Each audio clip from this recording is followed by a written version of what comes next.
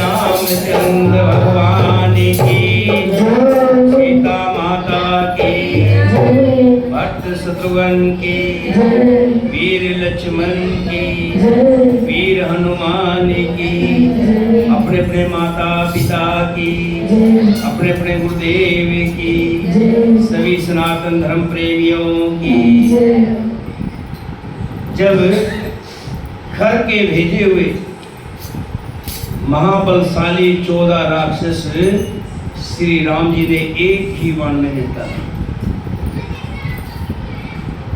शूर्पणखा दौड़ी दौड़ी आई और खर ने पूछा कि आप क्यों रो रही है? अरे आप क्यों रो रही है? मैंने 14 राक्षसों को भेजा था जिन्होंने उन दोनों मनुष्यों का खात्मा कर दिया होगा, और तूने उनका खून पिया कि नहीं पिया, पहले ये बता। शूर्पणखा रोती हुई कहने लगी, उन 14 का तो काम तमाम हो गया।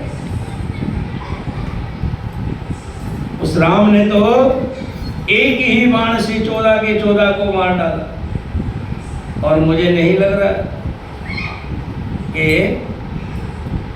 तुम उस राम को मार सकोगे।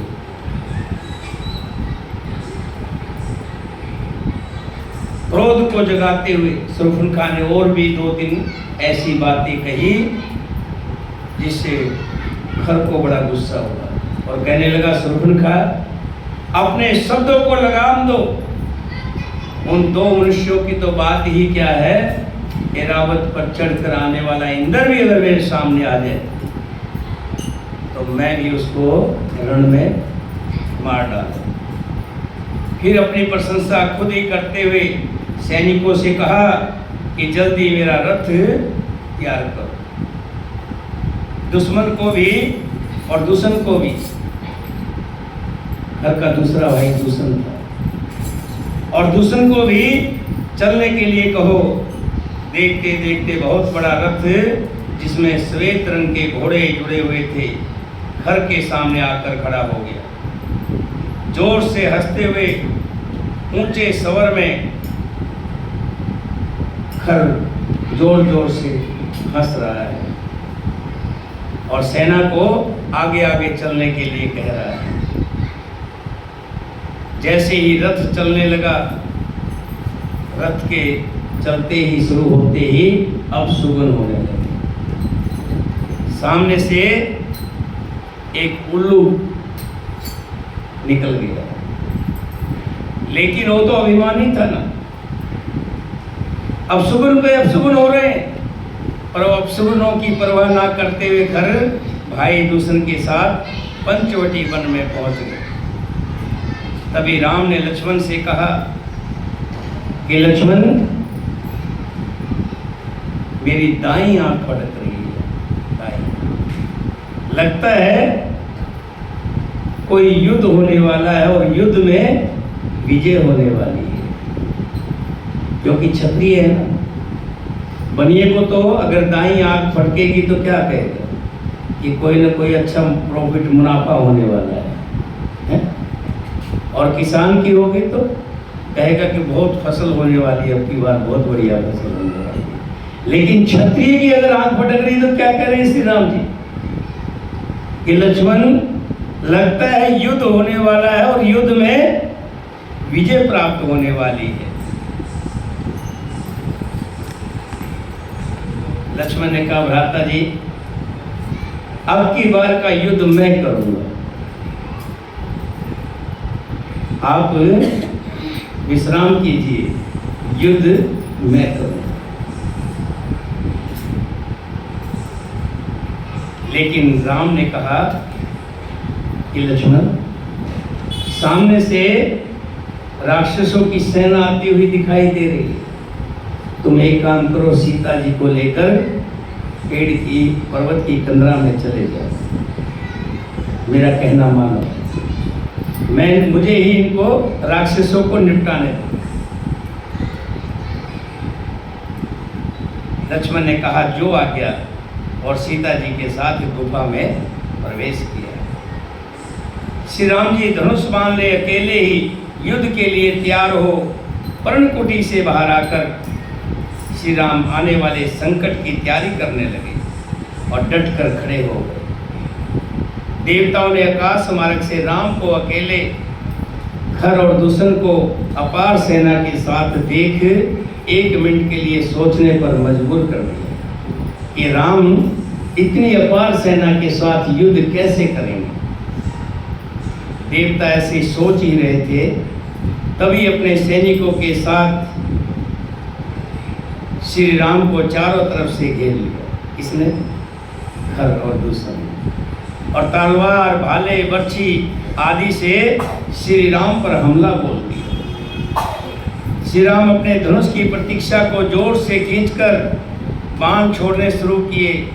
आसमान में बाण बादलों की भांति छा गए, बाण ही बाण दिखाई देते। राक्षस समझ नहीं पाए कब बाण को चढ़ाया और कब बाण को छोड़ा। देखते देखते बाण ही बाण, और एक एक राक्षस का सिर विहीन कर वो बाण वापिस आके तरकस में आ गए। अपनी ज्यादातर सेना को मरा हुआ देख दूषण श्री राम जी के साथ युद्ध करने के लिए आगे बढ़े। श्री राम जी ने अपने बाण से दूषण की दोनों भुजाओं को शरीर से अलग कर अस्त्र विहीन कर दिया। फिर तीक्ष्ण बाण से दूषण को 2 टुकड़ों में कर सांस लिया। दूषण को युद्ध में मरा हुआ सुन खर को बहुत क्रोध हुआ। क्रोध में भरकर युद्ध मैदान की तरफ चल दिया। उन्हीं का एक साथी था जिसका नाम तीसरा था। तीसरा नामक राक्षस ने खर को रोकते हुए कहा, आप यहीं रुके, मेरे होते हुए आपको युद्ध में जाने की जरूरत नहीं है, मैं उनको अभी निपटाता हूँ। तीसरा ने श्री राम के साथ कुछ देर तक युद्ध किया। श्री राम जी तीसरा के साथ इस तरह से युद्ध खेल कर रहे हैं जैसे कोई बच्चा खेल खेलता है। जल्दी ही श्री राम ने तीक्ष्ण बाण से तीसरा को भी यम के घाट पर पहुंचा दिया। खर की सारी सेना भाई दूषण व तीसरा को मारकर श्री राम पर्वत की तरह एक ही स्थान पर खड़े। तीसरा को मरा हुआ सुनकर खर क्रोध से बड़ी वेग से श्री राम की तरफ बढ़ा, जैसे कोई पतंगा अग्नि की तरफ बढ़ता है। खर ने श्री राम को ललकारा। उसने श्री राम पर विशाल साखू के वृक्ष को उखाड़कर श्री राम पर फेंका। श्री राम ने अपने बाण से साखू के पेड़ के टुकड़े टुकड़े कर डाले। फिर खर ने खूनी भाले व जानलेवा तीरों से श्री राम पर भयानक हमला बोल दिया, जिसे देख सभी देवता ऋषि मुनि बड़े दुख में पड़ गए और विषाद में आ गए। लेकिन श्री राम ने अपने पराक्रम से खर के सभी प्रयासों को विफल कर दिया और तीक्ष्ण बाण से खर को सिर से विहीन कर दिया, जिसे देख देवता हर्ष के साथ दुदुम्बी बजाने लगे और श्री राम पर फूलों की वर्षा करने लगे। श्री राम की जय हो, श्री राम की जय हो, श्री राम की। चारों तरफ ऐसा स्वर गूंजने लगा और भूरी भूरी श्री राम की प्रशंसा करने लगे। श्री राम की कुशल देख सीता को बड़ा हर्ष हुआ और श्री राम जी के साथ खुशी से चिपक गई, आलिंगन हो गई।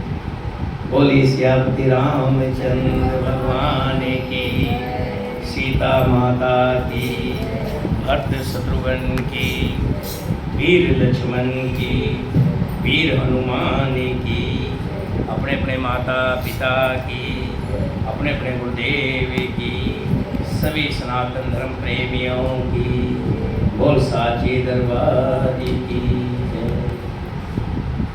देखिए सत्संग की बड़ी महिमा है। जहाँ सत्य का संग हो, जहाँ झूठ का कहीं कोई नाम ना हो, जहाँ सत्य ही सत्य हो। कहते हैं ऐसे जगह पर जो बैठता है ना, उसको भी लाभ मिलता है। कोई बहरा बैठ जाए जिसको सत्संग सुनाई नहीं देता, अब कोई कहे कि उसको क्या लाभ मिलता होगा, उसको क्या लाभ मिलता है? अगर कोई अंधा बैठ जाए उसको तो भले सुनाई दे जाए, सत्संग के 2 शब्द सुनते हो, लेकिन बहरे को क्या सुनाई देगा, उसको क्या लाभ मिलेगा?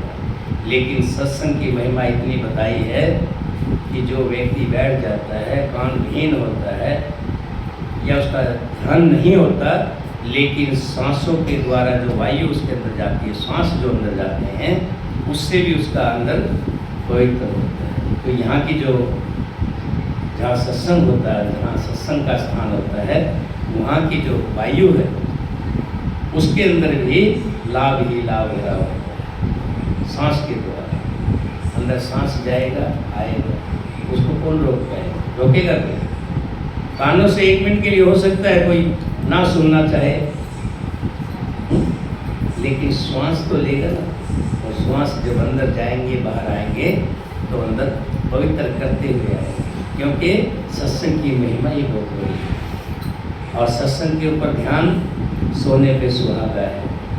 सत्संग अपने आप में बहुत बड़ी बात है, सत्य का संग है, सत्य की बात है, लेकिन सत्संग पर ध्यान सोने पे सुहागा है।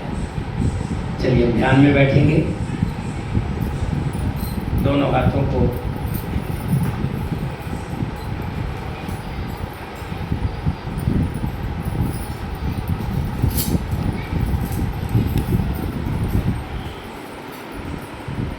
को साथ में कर लें, अंगूठा और पहली उंगली को मिला लें,